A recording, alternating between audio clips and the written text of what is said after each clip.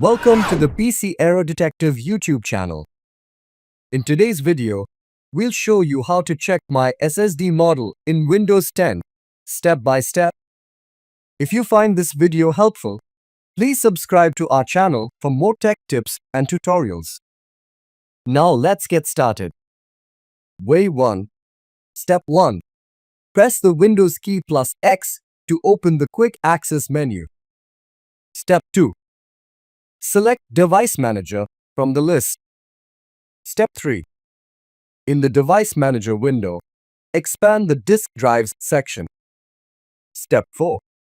Here, you should see your SSD listed, including its make and model. Way 2. Step 1. Press the Windows key plus R to open the Run dialog box. Step 2.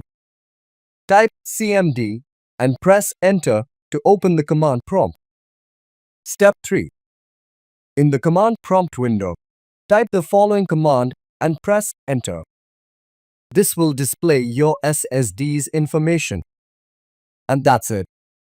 If you found this video useful, don't forget to like, share, and subscribe. Thanks for watching and see you in the next video.